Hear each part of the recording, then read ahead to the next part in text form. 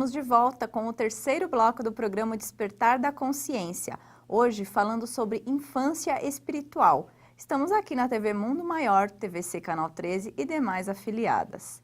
Sebastião, então vamos dar continuidade aqui ao nosso estudo. Você quer colocar mais alguma coisa referente a esse trecho que nós já lemos? Ainda tem mais algumas coisas, mas creio que você terá algumas intuições, inspirações para fazer algumas colocações e a partir daí vamos desenvolvendo o assunto. Referente até essa questão então ainda, né, sobre os amuletos, talismãs, muitos estão no reino, vamos citar, no reino mineral.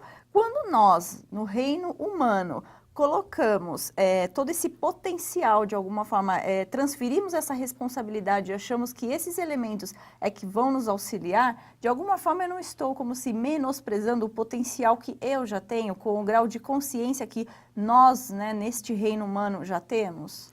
Exatamente. Vamos dar exemplos simples, práticos e eficazes para o dia a dia. Nós transferimos o poder de destruição para um vírus. Nós sabemos sim, dependendo da sua capacidade de virulência, ele pode matar um homem em algumas horas.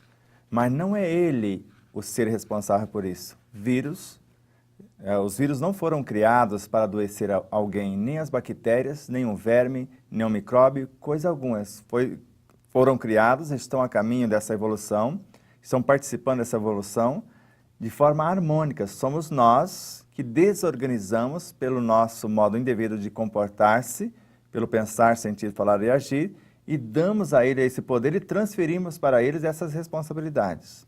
Porque quando vemos documentários, como um exibido outro dia por uma emissora irmã, uma emissora das nossas parceiras, por mais que não seja uma emissora espírita, mas mostrou alguém que vive num lixão, se alimentando daquele produto em decomposição, e não adoecem, como foi mostrado no documentário.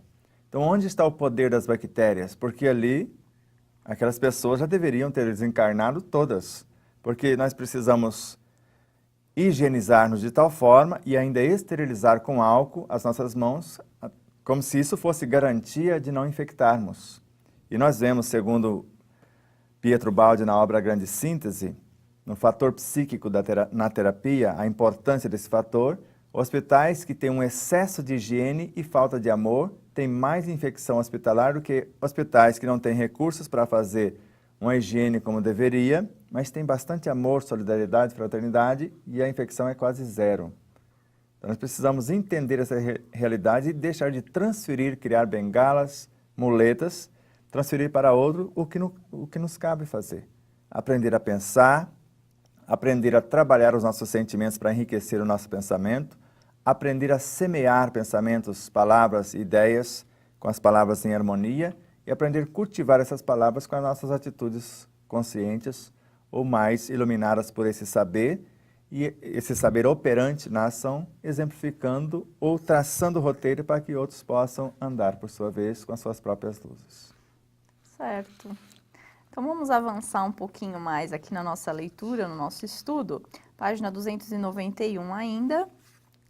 Se já avançamos em compreensão e ajustes diante da lei, é dever consciencial, pelo exercício do amor sem restrições, que lancemos luzes onde as sombras ainda dificultam o florescimento das bem-aventuranças, como valores inalienáveis do espírito verdadeiramente livre. Nesse sentido, o Espiritismo é a sublime alvorada com que a espiritualidade anunciou o fim do período sombrio de ignorância espiritual, apresentando-nos a vida em plena claridade, para que à luz da verdade se faça o caminho preconizado por Jesus. É preciso, pois, se persuadir de que não há, para alcançar esse objetivo, nem palavras sacramentais, nem fórmulas, nem talismãs, nem quaisquer sinais materiais. Isso está contido na Revista Espírita, dezembro de 1862. Então, Sebastião, né, no caso aqui, o Espiritismo é a sublime alvorada, né, que anuncia, então, o fim do período sombrio da ignorância espiritual. Isso já vem acontecendo?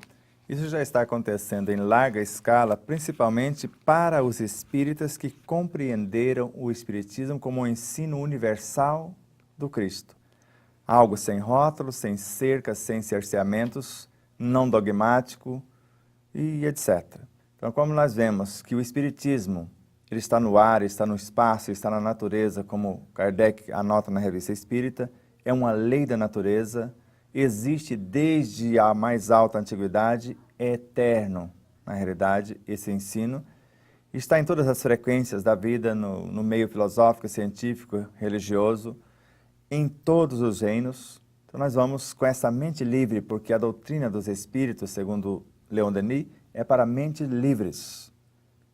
E nós temos o direito de estudar de tudo, conforme aconselhou-nos mais de uma vez o próprio Kardec e montou uma biblioteca racional para que nós tivéssemos acesso a todo o conhecimento humano, principalmente ler os prós e os contras quando nós queremos construir alguma coisa, para ver as possibilidades de dar certo, as probabilidades de um rendimento maior, com menos esforço.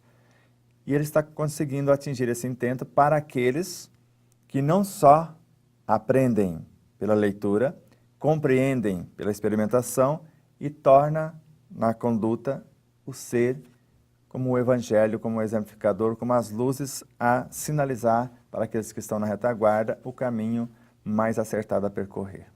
E como estamos hoje em termos de compreensão e ajustes diante da lei? Infelizmente, eu não gostaria de usar, é uma homenagem amorosa, uma gratidão extrema ao nosso mestre doutor em física, José Raul Teixeira. Uma homenagem.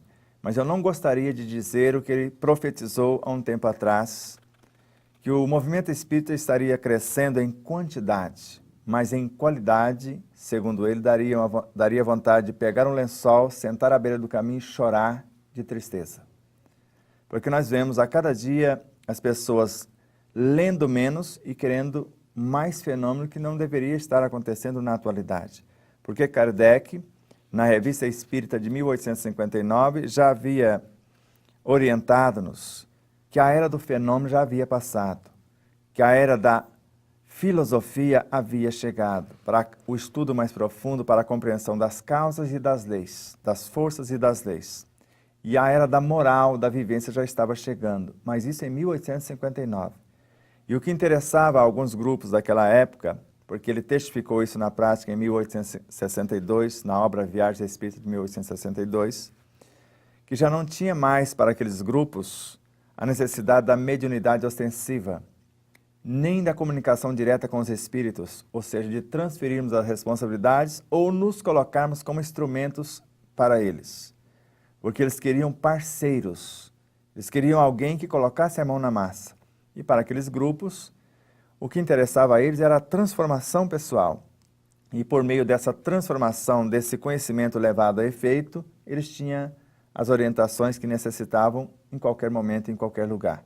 Hoje, ou na atualidade, Joana de Ângeles, na obra Entrega-te a Deus, narra que a primeira tarefa de um médium deveria, ou melhor, é a sua auto-iluminação.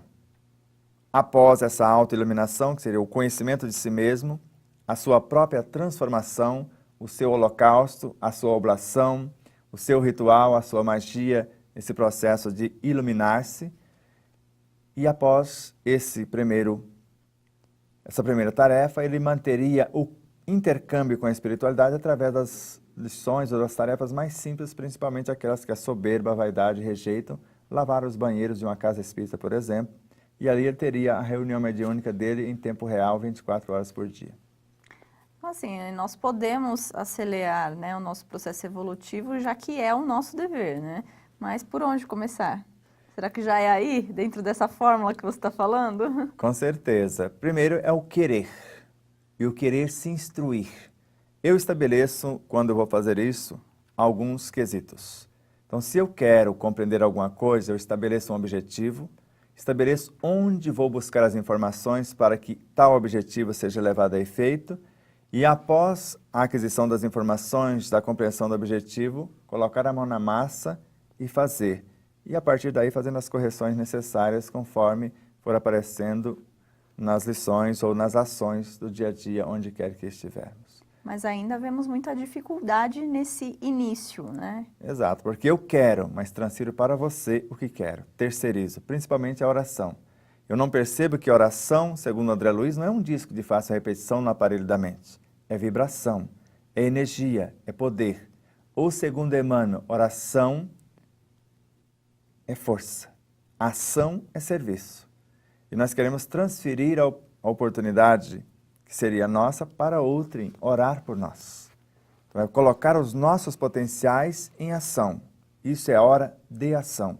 Agora, se eu não sei os potenciais que tem, e eu estou à beira do poço morrendo de sede, aí eu transfiro para outrem e o outro é que vai crescer. Porque quem ora ilumina-se de dentro para fora. A oração é o mais poderoso mecanismo para a nossa planificação, como afirma Joana de Ângeles. E quem ora se ilumina de dentro para fora também é dela. Agora, se eu coloco o outro para orar por mim, ele está se iluminando de dentro para fora. E eu estou recebendo os estímulos para que eu possa iluminar por minha vez, quando eu colocar o meu universo em ação. Talvez o que dificulta tanto é esse terceirizar, como o que falamos no programa anterior, né? As atividades frenéticas. Muitas vezes a gente está querendo que as coisas sejam muito rápidas ou de uma forma sem muita responsabilidade, sem muito comprometimento, e aí a gente não faz o processo como um todo, né? E aí acaba optando por aquilo que seja mais fácil, mais viável, né? Eu abro mão de algo nobre em benefício ou em detrimento de algo menos nobre. Mas isso fica para o próximo bloco. É isso aí. E você que está aí acompanhando o estudo com a gente, se você quiser também adquirir seu exemplar, né, da obra O Despertar da Consciência do Átomo ao Anjo, que está na sua 4ª edição, é só você entrar no nosso site, o despertardaconsciência.com.br. Pode também ligar para a Neuza Marques no telefone 11 2455 8138, onde você pode também estar adquirindo CDs, DVDs e ainda temos algumas camisetas como essas que eu e o Sebastião estamos usando. Pode ligar também para a Jussara no telefone 34 3671 2237 e adquirir também com o seu livreiro, com os distribuidores, este exemplar. Vamos agora para um rápido intervalo e já voltamos.